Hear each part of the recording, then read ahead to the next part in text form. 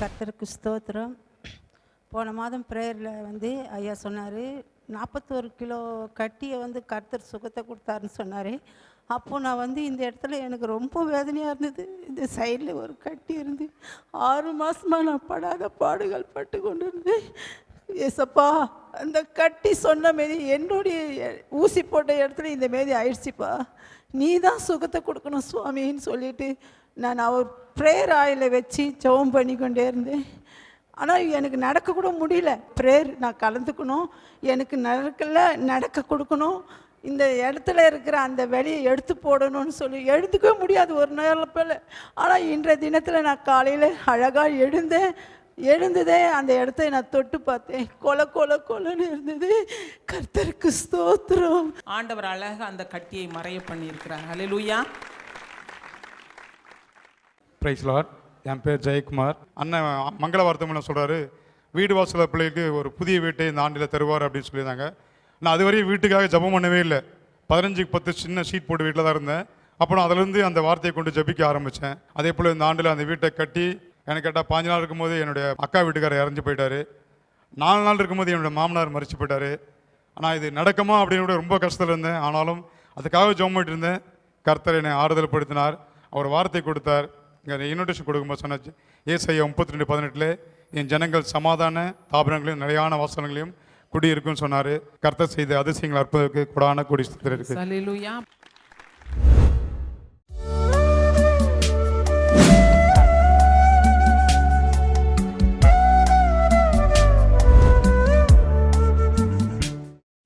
கிறிஸ்துவுக்குள் மிகவும் பிரியமான எனதருமை சகோதர சகோதரிகளே, நம்மை சிருஷ்டித்தவரும் நம்மை உண்டாக்கினவரும் நம்மை ஒருபோதும் மறந்து போகாதவருமாகிய இயேசு கிறிஸ்துவின் இணையற்ற நாமத்தினாலே உங்கள் எல்லாரையும் வாழ்த்தி ஆசீர்வதிக்கிறேன். அல்லேலூயா.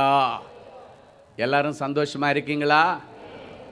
இந்த நாளிலும் ஆண்டவருடைய பாதப்படியில் அமர்ந்து, ஆண்டவரே, என் பிள்ளைகளுக்கு என்ன வார்த்தை சொல்லி ஆசீர்வதிக்க விரும்புகிறேன், என்ன வார்த்தை சொல்லி பிள்ளைகளை ஆசீர்வதிப்பது பரலோகத்தினுடைய திட்டமாயிருக்கிறது. தேவ சமூகத்திலே கண்ணீரோடு ஜெபத்திலே தரித்திருந்த பொழுது நம்மை ஆசீர்வதிப்பதற்காக ஆண்டவர் கொடுத்த மங்கள வார்த்தை மத்தேயு எழுதின சுவிசேஷம் 15ஆம் அதிகாரம் 29, 30 ஆகிய வசனங்கள் வாசிப்போமா? இயேசு அவ்விடம் விட்டு புறப்பட்டு கலிலேயா கடலருகே வந்து ஒரு மலையின் மேல் ஏறி அங்கே உட்கார்ந்தார். அப்பொழுது சப்பாணிகள் குருடர் ஊமையர் ஊனர் முதலிய அநேகரை திரளான ஜனங்கள் கூட்டிக் கொண்டு இயேசுவினிடத்திலே வந்து அவர்களை அவர் பாதத்திலே வைத்தார்கள். அவர்களை அவர் சொஸ்தப்படுத்தினார். 2000 வருஷங்களுக்கு முன்பாக நான் ஸ்டாப்பா ஒரு இடத்துல கூட்டம் நடந்துச்சு. கூட்டத்தை நடத்தினது யாருன்னா நம் ஆண்டவராகிய இயேசு கிறிஸ்து. 3 நாட்கள் சிறப்பான கூட்டங்கள் நடந்து கொண்டது. அப்பொழுது ஆண்டவர் கலிலேயா கடலுக்கு அருகாமையில் உள்ள ஒரு மலையில் ஏறி உட்கார்ந்துட்டார். இயேசுவாமி ஏறி உட்கார்ந்த உடனே திரளான ஜனங்கள் அந்த மலையின் மேலே வந்து அமர்ந்திருக்கிறார்கள். புருஷர்கள் மாத்திரம் அன்னைக்கு 4000 பேர், பெண்கள் குழந்தைகள் எல்லாம் சேர்த்தா மினிமம் ஒரு 7000, 8000, 10,000 பேர் இருந்ததற்கு வாய்ப்பு இருக்கிறது. இயேசுவாமி அந்த மலையின் மேலே ஏறி உட்கார்ந்துட்டாரு. கீழே திரளான ஜனங்கள் உட்கார்ந்து இருக்கிறாங்க. இயேசுவாமி அவர்களை பார்த்து மனம் இறங்கினார். இயேசுவாமி மலையின் மேலே உட்கார்ந்து இருக்கிறத கேள்விப்பட்ட உடனே எக்கச்சக்கமான ஜனங்கள் அந்த இடத்துல கூடி வந்தார்கள். குறிப்பாக தேவையோடு உள்ள ஜனங்கள், வேதனையுள்ள ஜனங்கள், வியாதியுள்ள ஜனங்கள், விடுதலைக்காக ஏங்கின ஜனங்கள், ஆரோக்கியத்திற்காக சுகத்திற்காக ஏங்கின ஜனங்கள், ஆகாரத்திற்காக ஏங்கின ஜனங்கள், அப்பத்திற்காக ஏங்கின ஜனங்கள் என்று பலவித தேவைகளோடு திரளான ஜனங்கள் வந்து உட்கார்ந்திருந்தார்கள். அப்பொழுது ஜனங்கள் என்ன பண்றாங்க? இந்த கூட்டத்தில் கலந்து கொள்வதற்கு அநேக சப்பானிகள், அநேக குருடர்கள், அநேக ஊமைகள், அநேக ஊன உறுப்புடைய பிள்ளைகள் எல்லாரையும் கூட்டு கொண்டு வந்து இயேசுவின் பாதத்திலே வைத்தார்கள். அன்பான ஆண்டவருடைய பாதத்திலே வைத்தார்கள். வானம் அவருக்கு சிங்காசனம், பூமி அவருக்கு பாதப்படி. என் அன்பு சகோதரனே, சகோதரியே, இப்பொழுது பூமி அவருக்கு பாதப்படி என்று சொன்ன ஆண்டவருடைய பாதப்படியிலே நீங்கள் எல்லாரும் அமர்ந்திருக்கிறீர்கள். 2000 வருஷங்களுக்கு முன்பாக வந்த அத்தனை பேருடைய சரீரத்தில் உள்ள வியாதிகளை மாற்றி, குறைகளை நீக்கி, கஷ்டங்களை போக்கி, விடுதலையை கொடுத்து, சுகத்தை கொடுத்து அவர்களை சந்தோஷமாய் அனுப்பின ஆண்டவர் இன்றைக்கு உங்களுக்கும் அப்படியே அவர் செய்வார். 3வது நாள் நிறைவு நாள் வந்தது. அப்பொழுது ஆண்டவர் அந்த ஜனங்களை பார்த்து பரிதாபப்பட்டாராம். மத்தேயு எழுதின சுவிசேஷம் 15ஆம் அதிகாரம் 32வது வசனம் சொல்லுகிறது, பின்பு இயேசு தம்முடைய சீஷர்களை அழைத்து, இந்த ஜனங்களுக்காக நான் பரிதபிக்கிறேன். இவர்கள் என்னிடத்தில் 3 நாள் தங்கியிருந்து சாப்பிட ஒன்றுமில்லாமல் இருக்கிறார்கள். இவர்களை பட்டினியாய் அனுப்பிவிட எனக்கு மனதில்லை. என் பிள்ளைகளுக்கு ஏதாவது இன்னைக்கு நான் கொடுத்து அனுப்பலைன்னா போகிற இடத்திலே சோர்ந்து போவார்களே. 3வது நாள் ஜனங்கள் எல்லாம் வீட்டுக்கு அனுப்புகிற நேரம் வந்தாச்சு. சீடர்களுக்கு அதை பற்றியெல்லாம் கவலையே கிடையாது. ஆமேன். ஆனால் இயேசு வந்த ஒவ்வொருவர் மேலே கரிசனை கொண்டவராக 3வது நாள் நிறைவு கூட்டம் முடித்து அவர்களை அனுப்புவதற்கு முன்பாக தன்னுடைய சீடர்களை கூப்பிட்டார். கூப்பிட்டு சொல்றாரு, இந்த ஜனங்களுக்காக நான் பரிதபிக்கிறேன். என் பிள்ளைகளை பார்த்தா எனக்கு பரிதாபமாக இருக்கு. 3 நாளாக இந்த மலை மேலே ஏறி உட்கார்ந்து காத்து கிடக்கிறாங்க. ஏதாவது ஒன்று நடக்காதா? ஏதாவது ஒரு சுகம் கிடைக்காதா? ஏதாவது ஒரு நல்லது நடக்காதா? 3 நாளாக என் பிள்ளைங்க காத்து கிடக்கிறாங்கப்பா. அவங்கள பார்த்தா எனக்கே பரிதாபமாக இருக்கிறது. அதனால் இன்னைக்கு அவங்கள நான் சும்மா அனுப்பிவிட எனக்கு மனதில்லை. நான் என் பிள்ளைகளுக்கு சாப்பிட்றதுக்கு கொடுத்தேன். அவளுக்கு அற்புதத்தை செய்து அவங்கள திரும்பி போகும்போது சந்தோஷமாய் நான் திருப்பி அனுப்ப வருகிறேன். அவளை பட்டினியாய் அனுப்ப எனக்கு மனதில்லை. அப்படின்னு அவங்களுடைய வாழ்க்கையில் ஏதோ ஒன்றை அனுபவிக்காமல் ஏமாற்றத்தோடு அவர்களை அனுப்ப எனக்கு மனதில்லை. அவங்களுக்கு ஏதாவது ஒன்று கொடுக்கணும் என்று சொல்லி ஆண்டவர் ஆசைப்பட்டார். என் அன்பு சகோதரனே, சகோதரியே, இருதயத்தின் வேதனையை யார் அறிஞ்சுக்கிறாங்களோ இல்லையோ, என் ஆண்டவருக்கு நல்லா தெரியும். சில நேரத்தில் சிலர் சொல்லுவாங்க, என் கஷ்டத்தை என் மனைவி கூட புரிஞ்சுக்கலையே, என் கஷ்டத்தை என் புருஷன் கொஞ்சம் கூட புரிஞ்சுக்கலையே, என் கஷ்டத்தை என் பிள்ளைகள் கொஞ்சம் கூட புரிஞ்சு கொள்ளவில்லையே என்று நீ அழுது கொண்டு வந்திருக்கலாம். உன் கஷ்டத்தை யார் புரிந்து கொள்ளுகிறார்களோ இல்லையோ, என் இயேசுவினுடைய கஷ்டத்தை புரிந்து வைத்திருக்கிறார். உன்னுடைய பிரச்சனைகளை அவர் புரிந்து வைத்திருக்கிறார். உன் பலமும் என் ஆண்டவருக்கு தெரியும், உன் பலவீனமும் என் ஆண்டவருக்கு தெரியும். என் பிள்ளைகள் இனி பட்டினியாய் போகக்கூடாது என்பதில் ஆண்டவர் உறுதியாயிருந்தார். சீடர்களை பார்த்து சொன்னார், இவர்களை நான் பட்டினியாய் அனுப்பிவிட மாட்டேன். இன்றைக்கு நீங்கள் பட்டினியாய் போகிறதை ஆண்டவர் விரும்பவில்லை என்று மாத்திரம் நினைக்காதீர்கள். இனி லைஃப்லயே நீங்கள் பட்டினியாயிராதபடிக்கு எல்லாருடைய பஞ்சத்தை ஆண்டவர் மாற்றுவார். அன்றைக்கு பட்டினியை போக்க அவர்களுடைய கண்களுக்கு முன்பாக கிடைத்தது 7 அப்பங்களும் சில சின்ன துண்டு மீன்களும் தான் இருந்தது. அந்த 7 அப்பங்களையும் சின்ன மீன்களையும் ஆண்டவர் கையிலே வாங்கி அதை ஆசீர்வதித்து அந்த ஜனங்களுக்கு பரிமாறும்படி செய்தார். எல்லாருக்கும் பரிமாறினார்கள். எல்லாரும் சாப்பிட்டாங்க. ஆயிரக்கணக்கான ஜனங்கள் சாப்பிட்டு வேதம் சொல்லுகிறது அவர்கள் திருப்தி அடைந்தார். திரும்பி போகும் பொழுது ரொம்ப திருப்தியா நிறைவா போனாங்க. அது மட்டும் இல்லை, மிச்சம் எடுத்துட்டு போனாங்களாம். 7 அப்பங்களும் சில துண்டு மீன்களும் இருந்தது. ஆனால் எல்லாரும் சாப்பிட்டு திருப்தி அடைந்து 7 கூட நிறைய மிச்சம் எடுத்துட்டு போனாங்களாம். என் அன்பு சகோதரனே, சகோதரியே, நேற்றைக்கு வரைக்கும் நீங்க வாங்கின சம்பளத்தில் ஒவ்வொரு மாசமும் பஞ்சம், பற்றாக்குறை, துண்டு விழுது. இந்த மாசம் 30 நாள் என்னால ஓட்ட முடியல. 10 நாள்ல வாங்குற சம்பளம் முடிஞ்சு போச்சு. அடுத்த 20 நாள் கடன் வாங்குகிறேன். ஒவ்வொரு மாசமும் துண்டு விழுந்து அது ஏறி ஏறி ஏறி கடன் நாளுக்கு நாள் ஏறிக்கொண்டு இன்றைக்கு சுமக்க முடியாத கடன் சுமையோடு நீங்கள் வந்திருக்கலாம். ஒருவேளை ஆகாரத்திற்கு கூட வழி இல்லாத நிலைமையில நீங்கள் வந்திருக்கலாம். என் இயேசு சொல்லுகிறார், இதுக்கு மேல பட்டினி உங்களுக்கு இருக்காது. உங்களை திருப்தியா தான் ஆண்டவர் அனுப்ப போகிறார். அப்ப ஆண்டவர் திருப்தியா அனுப்பணும்னா இனி லைஃப்லயே உங்களுக்கு பட்டினியும் பஞ்சமும் வராது இருக்கணும்னா உங்களுக்கு ஏதாவது வருமானத்திற்கு ஒரு வழியை ஆண்டவர் ஏற்படுத்தி தான் ஆகணும். நிறைய பிள்ளைங்க நினைக்கிறீங்க, வருமானத்துக்கு வழி இல்லையே, சாப்பாட்டுக்கு வழி இல்லையே, பிள்ளைய படிக்க வைக்க வழி இல்லையே, பிள்ளைக்கு கல்யாணம் பண்ணி வைக்கணும் வழி இல்லையே, பிள்ளைக்கு டெலிவரி பார்க்கணும் கையில பணம் இல்லையே, பிள்ளைய ஏதாவது ஒரு தேசத்திற்கு அனுப்பி பிள்ளைய வாழ வைக்கணும் பணம் இல்லையே என்றெல்லாம் சொல்லி பஞ்சத்தின் மத்தியிலே எல்லாராலும் ஒதுக்கி ஓரங்கட்டப்பட்ட நிலைமையிலே, உதாசீனப்படுத்தப்பட்ட நிலைமையிலே நீங்க வந்திருக்கலாம். இயேசு சொல்லுகிறார், திரும்பி போகும் பொழுது அவங்க எப்படி கடைசி நாள் திருப்தியா போனாங்களோ அதே போல நீங்க திருப்தியா போகலாம்.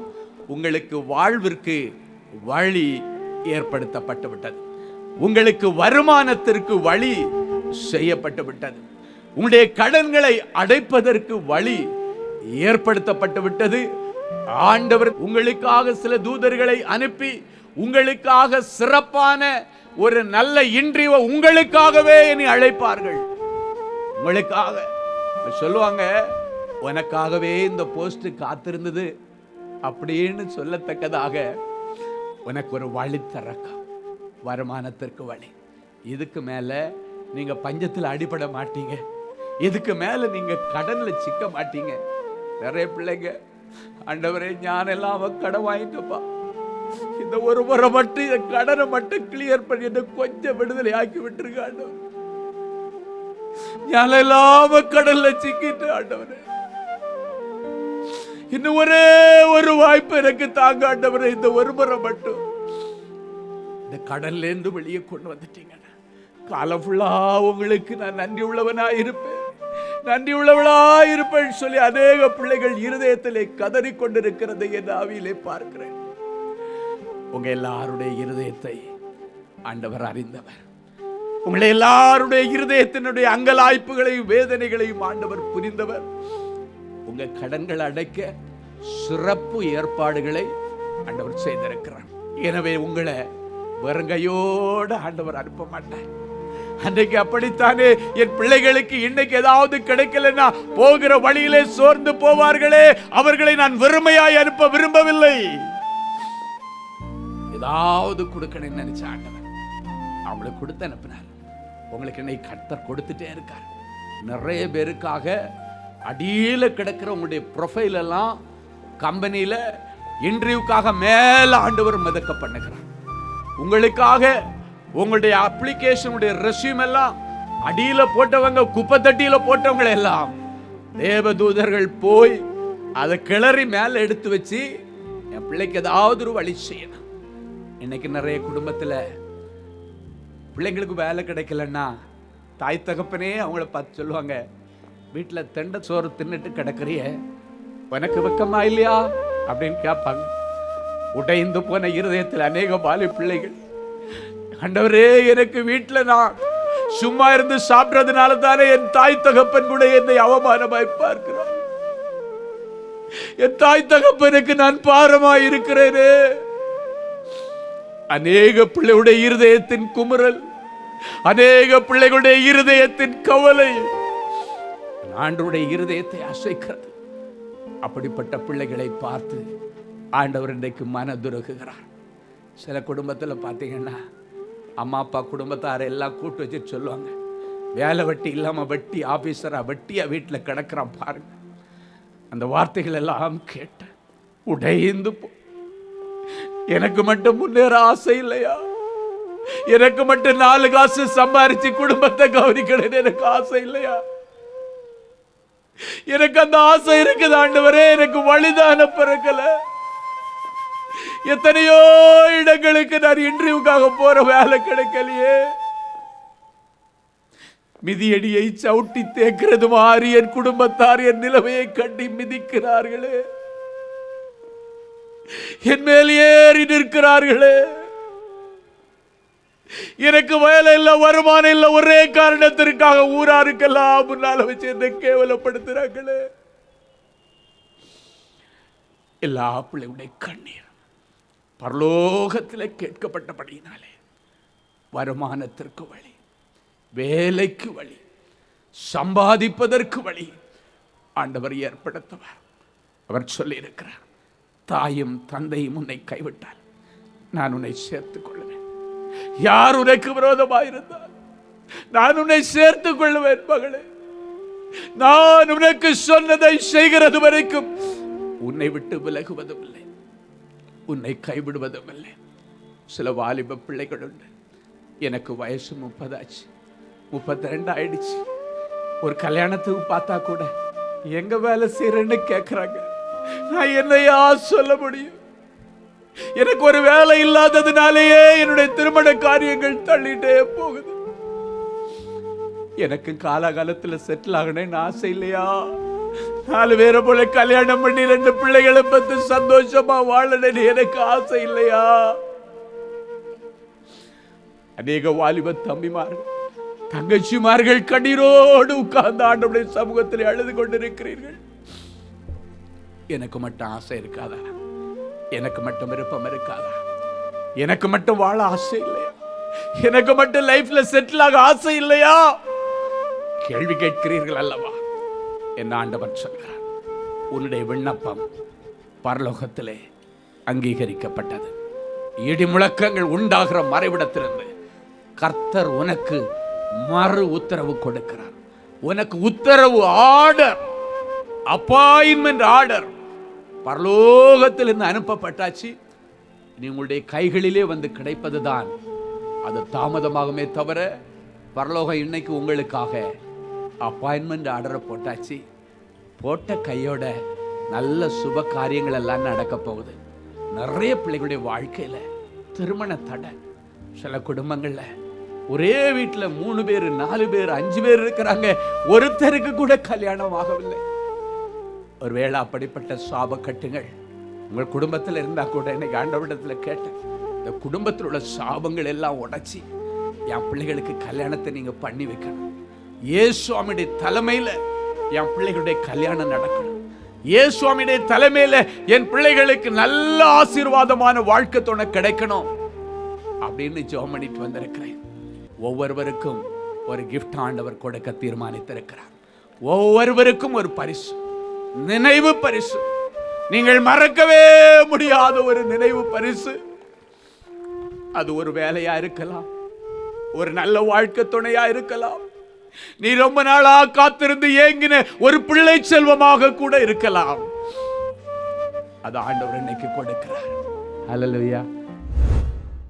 என் அன்பு தேவனுடைய பிள்ளைகளே, நல்ல தேவ செய்தியை கேட்டீர்கள், நல்ல சாட்சிகளையும் பார்த்தீர்கள். ஆண்டவரே, நானும் இப்படிப்பட்ட ஒரு அற்புதத்துக்கு தானே காத்துட்டு இருக்கிறேன் அப்படின்னு ஏங்கிட்டு இருக்கிறீங்களா? உங்கள் அற்புதத்துக்காக அப்படியே நீங்கள் முழங்கால்களை தாழ்த்துங்க. இது உங்கள் அற்புதத்தின் நேரம். ஜெபிக்கலாமா? அன்பான ஆண்டவரே, உமக்கு நன்றி. நிறைஞ்ச மனசில் என் பிள்ளைகளை ஆசீர்வதிக்கிறேன்.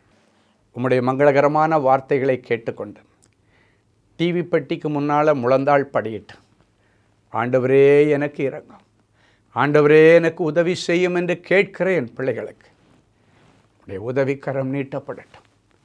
இன்றைக்கு என் பிள்ளைகள் இந்த செய்தியில் என்னென்ன வார்த்தைகள் எல்லாம் கேட்டாங்களோ அந்த வார்த்தைகள் எல்லாம் இவர்கள் வாழ்க்கையிலே ஆம் என்றும் ஆமேன் என்றும் நிறைவேறட்டும். எல்லா தடைகளை உடைச்சி போடுங்க ஆண்டவரே. தடைகளை உடைக்கிற ஆண்டவரே, என் பிள்ளைகளுக்கு முன்னே செல்லுவீராக. உடைய வியாபாரத்தில் காணப்படுகிற தடைகள், வேலை ஸ்தலத்தில் காணப்படுகிற தடைகள், படிப்பில் காணப்படுகிற தடைகள், ஊழியத்தில் காணப்படுகிற தடைகள், அத்தனை தடைகளையும் உடைச்சி ஆண்டவர் அற்புதம் செய்யும். இவ்வளவு நேரமும் உம்முடைய வாயினாலே நீர் சொன்னீர், இந்த நிமிஷம் அதை கரத்தினாலே என் பிள்ளைகளுக்கு நிறைவேற்றுவீராக. இவர்கள் கேட்ட அத்தனை மங்கள வார்த்தைகளின்படியே என் பிள்ளைகளுக்கு ஆக கடவது நிறைவேறுவதாக நாங்கள் வாழ்த்தி மனதார நாங்கள் ஆசீர்வதிக்கிறோம். எனக்கு இறங்கும் தேவனேன்னு கதறுகிற பிள்ளைகளுக்கு நீர் இரக்கத்தில் ஐஸ்வர்யமுள்ள தேவன் அல்லவா? என் ஒரேளை என் பிள்ளைகளுடைய செய்கைகள் உம்முடைய சமூகத்திலிருந்து என் பிள்ளைகளுக்கு கோபாக்கிறேன் வியாதிகளை கொண்டு வந்திருந்தாலும், கோபாக்கிறேன் இழப்புகளை கொண்டு வந்திருந்தாலும், பிள்ளைகளை கிருபையாய் மன்னித்து என் பிள்ளைகளுக்கு மறுபடியும் வாழ்வதற்கு ஒரு வழியை தார். மறுபடியும் என் பிள்ளைகளை இழந்து போனவற்றை பெற்றுக்கொள்ளட்டும். ஆண்டவருடைய சரீரத்தில் இருக்கிற கொள்ளை நோய் இயேசுவின் நாமத்தினாலே மறைந்து போகட்டும். தெய்வீக தொடுதலை தார். டிவி பெட்டிக்கு முன்னால் முழந்தாள் படியிட்டு கிடக்கிற என் பிள்ளைகள் உடைய இருதயத்தின் அங்கலாய்ப்புகள் உமக்கு தெரியும் ஆண்டவர். சில காரியங்களை யாரிடத்தில் சொல்லி அழ முடியாமல் என் பிள்ளைங்க கதறிட்டு இருக்கிறாங்க. அவற்றை உங்கள் பாதத்தில் வைத்து நாங்கள் ஜெபிக்கிறோம். இரக்கத்தில் ஐஸ்வர்யமுள்ள தேவனே, என் பிள்ளைகளுக்கு இறங்கி அற்புதங்களை செய்யும். ஒவ்வொருவரையும் தொட்டு குணமாக்கும். கற்பத்தின் வியாதிகள் மாறட்டும் சுவாமி. கற்பத்தில் இருக்கிற கட்டுகளும் கட்டிகளும் மறைந்து போகட்டும். ஒரு சந்ததிக்காய் ஏங்கிக் கொண்டிருக்கிற என் பிள்ளைகளுக்கு இன்றைக்கே ஒரு அற்புதம் நடக்கட்டும். இன்றைக்கே பரலோகத்தின் திரவியம் அவருடைய கற்பத்தை நிரப்பட்ட சுவாமி. யாராவது என்னை கை தூக்கி விடமாட்டாங்களான்னு கதறிக்கொண்டிருக்கிற பிள்ளைகளுக்கு ஆண்டவரே இறங்கி நின்று என் பிள்ளைகளை கை தூக்கி அவர்களை ராஜாக்களோடும் பிரபுக்களோடும் உட்கார வைத்து அழகு பார்ப்பீராக. நியாயமான விருப்பங்கள் வாஞ்சைகள் எல்லாம் நிறைவேறட்டும்.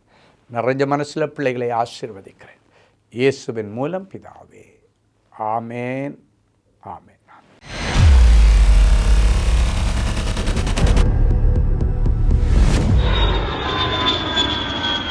தேவனின் அன்பு ஊழியங்கள் நடத்தும் இஸ்ரேல் தேச புனித பயணம். அன்பானவர்களே, ஆண்டவராகிய இயேசு கிறிஸ்து பிறந்து வளர்ந்து ஊழியம் செய்து மரித்து அடக்கம் பண்ணப்பட்டு உயிரோடு எழுந்த புனித ஸ்தலங்களை கண்டு மகிழ இதோ ஓர் அரிய வாய்ப்பு. உங்கள் வாழ்நாள் கனவை நனவாக்க நமது அன்பு சகோதரர் சுவிசேஷகர் டி. ஸ்டீபன் அவர்களுடன் 11 நாட்கள்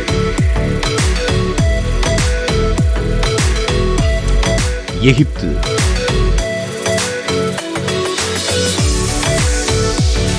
யோர்தான், பாலஸ்தீனம், இஸ்ரேல் தேசங்களுக்கான புனித பயணம்.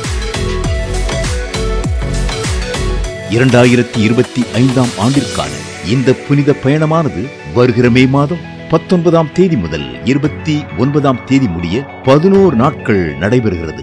இது ஒரு சாதாரண சுற்றுலா அனுபவம் அல்ல. இயேசு கிறிஸ்துவின் பாதங்கள் பதிந்த இடங்களில் உங்களுடைய பாதங்களும் பதியும்படிக்கு அவருடைய கரங்களை பிடித்து நடக்கிற ஓர் உன்னத அனுபவம். மேலும் விவரங்களுக்கு தொடர்பு கொள்ள செல்போன் எண்கள் 7299 மற்றும் 9841437999. Email exodusholytours@gmail.com. Website www.exodusholytours.com. Genesis Creations Media அகாடமியில் 3 மாதங்களில் தொழிற்கல்வி சான்றிதழோடு video editing, videography, photography, drone piloting, studio recording, Photoshop, live streaming, live video mixing and live sound mixing ஆகிய தொழிற்கல்விகள் பயிற்றுவிக்கப்படுகிறது. புது தொழில் நுணுக்கங்களுடன் குறைவான கட்டணத்தில் நிறைவான தொழிற்கல்வி பெற்றுக்கொள்ள உங்கள் எதிர்கால கனவை நினைவாக்க எங்களது ஜெனசிஸ் கிரியேஷன்ஸை இன்றே தொடர்பு கொள்ளுங்கள். மேலும் விவரங்களுக்கு 7824850999 என்ற எண்ணை தொடர்பு கொள்ளுங்கள். அன்பு தேவனுடைய பிள்ளைகளே, இந்நிகழ்ச்சியின் மூலம் நீங்கள் பெற்றுக்கொண்ட ஆசீர்வாதங்களையும் உங்கள் ஜெப விண்ணப்பங்களையும் அனுப்ப வேண்டிய முகவரி தேவனின் அன்பு ஊழியங்கள், எண் 340B/1A 3B1 Vinayak avenue, OMR road, Okkiyam, Thoraipakkam, Chennai 600097. இது இந்தியன் ஆயில் பெட்ரோல் பங்க் எதிரில் அமைந்துள்ளது மற்றும் காக்னிசன்ட் டெக்னாலஜி சொல்யூஷன்ஸ் அருகிலும் அமைந்துள்ளது. மின்னஞ்சல் prayer@godsloveministries.co www.godsloveministries.in. எங்களது இணையதளம் www.godsloveministries.co.in. மேலும் 24 மணி நேர ஜெப உதவிக்கு 044-2454-7-999 மற்றும் 9941950999 என்ற எண்களுக்கு தொடர்பு கொள்ளுங்கள். கர்த்தர் தாமே உங்களை ஆசீர்வதிப்பாராக.